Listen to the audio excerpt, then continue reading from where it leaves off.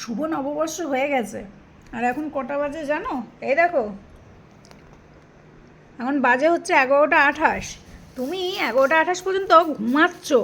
হ্যাঁ, গোলু হাসছে, একদিকে গাল বেঁকিয়ে হাসে।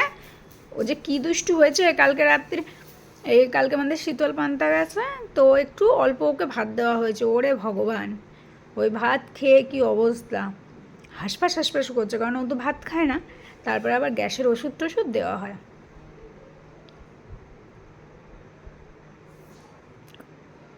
এই, এদিকে আয়। তার মধ্যে গরম, ওর বড় ফ্যানটা খারাপ হয়ে গেছে। এবার বড় ফ্যানটা নিয়ে যেতে হবে, যে নিয়ে যাবে তাকে বারবার বলা হচ্ছে, কারণ সে না নিয়ে গেলে গাড়ি করে নিয়ে যাওয়া যাবে না, বড় ফ্যান যেহেতু। ওরে বাবা, আমার কত ঘুম পাই রে। তার মধ্যে রাত 12টা বাজতে না বাজতে, ওরে বাবা আমার মা লক্ষ্মী, রাত 12টা বাজতে না বাজতে উনি পাপার সাথে খেলবে। আর পাপারে ঘুমাতে দেয় না, পাপারে ঠেলে তুলছে, খেলবে ওই টাইমে। মানে দিনের বেলা যেহেতু ঘুমাই এনেছে, ওই টাইমটা উনি খেলবে। এবার আমরা ভয় পাচ্ছি যে ও ওরকম কেন করছে। পরে জানতে পারলাম ওনার খেলার মুড হয়েছে। তার আগে তো গ্যাসের ওষুধ দিয়ে দিয়েছে।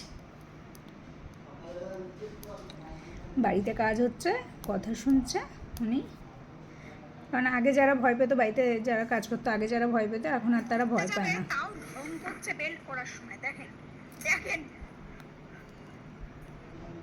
তাই ওনার আরও আনন্দ যে আমারে তো কেউ আর এখন ভয় পায় না, আমি সবার কাছে যেতে পারি। শীতলা পুজোতে যে গামছা দেওয়া হয়েছিল, কাকি, পাশের বাড়ি যে কাকি থাকেন, ওই কাকি ইলা কাকি এসে গামছা দিয়ে মুছিয়ে দিয়েছে। সন্ধ্যেবেলা এসে তোজোকে গামছাটা দিয়ে গেছে। ওই গামছাটা দিয়ে, ঠাকুরের গামছা দিয়ে তোজবাবু গা মুছবে, যাতে তোজবাবু সুস্থ থাকে। মা, আরে বাবা, আবার চোখ পিটটি। আসো, তোমার ওই ছোট ছোট কান দুটো আমায় দিয়ে যাও, আসো। আমার কান দুটো তুমি নাও, তোমার কানটা আমায় দাও মা।